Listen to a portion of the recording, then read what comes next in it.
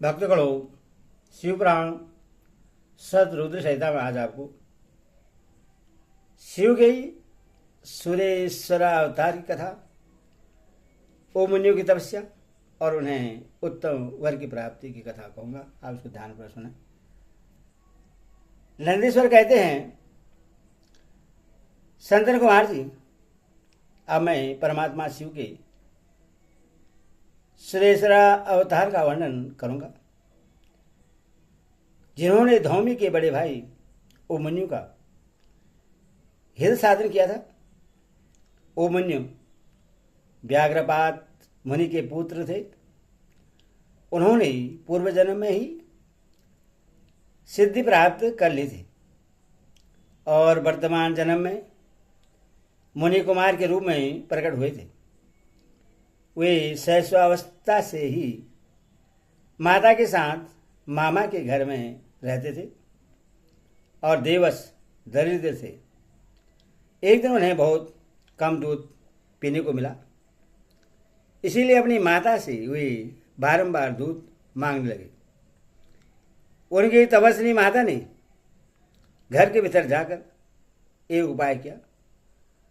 उच्च बेटियों से लाए हुए कुछ बीजों को सिल पर पीसा और उन्हें पानी में धोकर कृत्रिम दूध तैयार किया।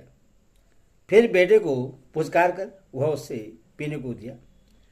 मां के दिए हुए उस नकली दूध को पीकर बालक ओमन्यु बोला, यह तो दूध नहीं है। इतना कहकर वे फिर रोने लगे।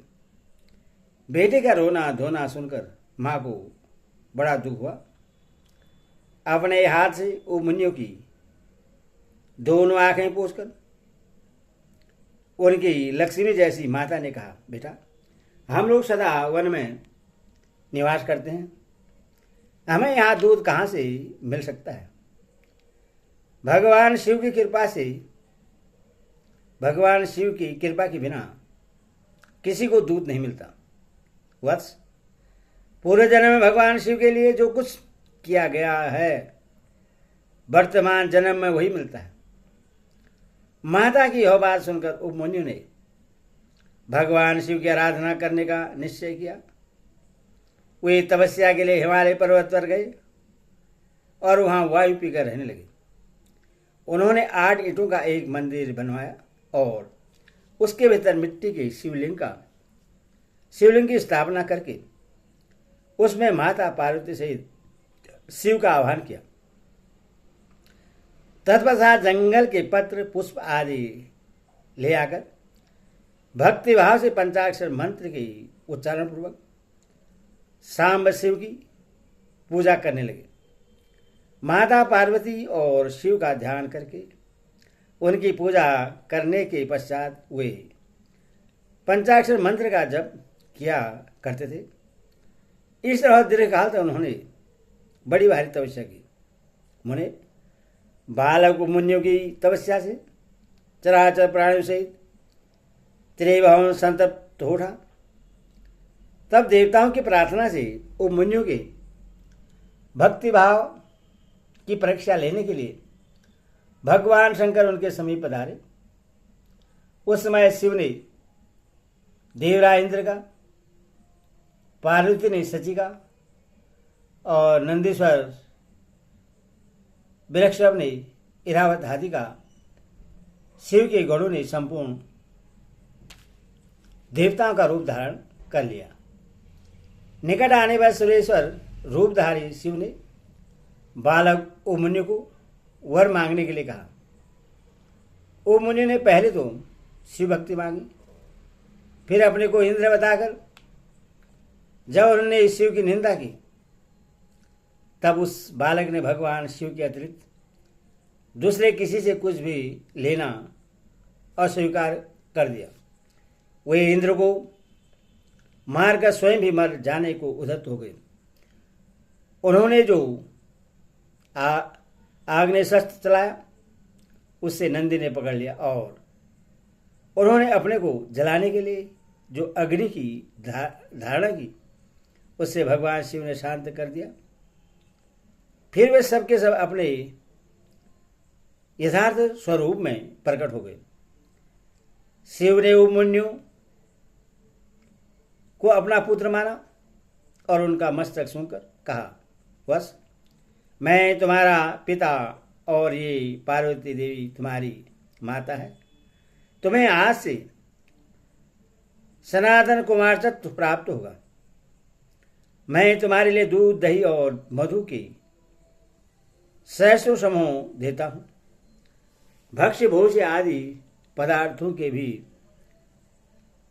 समुद्र तुम्हारे लिए सुलभ होंगे।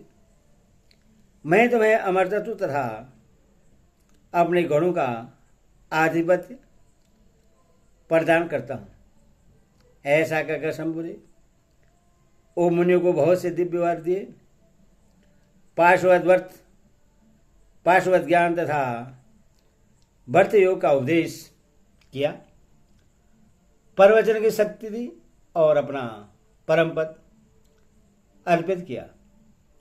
फिर दोनों हाथों से उपमुनियों को हृदय से लगाकर उनका मस्तक सूंघा और देवी पार्वती को सौंपते हुए कहा, यह तुम्हारा बेटा है।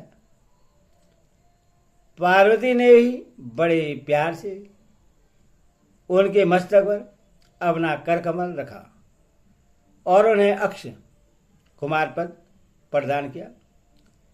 शिव ने संतुष्ट होकर उनके लिए पिंडभूत एवं अविनाशी साकार क्षीर सागर प्रस्तुत कर दिया।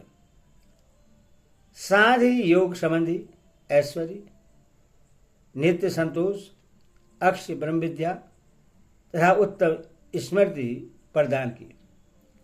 उनके कुल और गोत्र के अक्ष होने का वरदान दिया और यह भी कहा कि मैं तुम्हारे इस आश्रम वर्णित निवास करूंगा। इतना कहकर भगवान शिव अंतर्ध्यान हो गए। उपमन्यु वर पाकर प्रसन्नतापूर्वक घर आए। उन्होंने माता से सब बातें बताई। सुनकर माता को बड़ा हर्ष हुआ। उपमन्यु सबके पूजनीय और अधिक सुखी हो गए।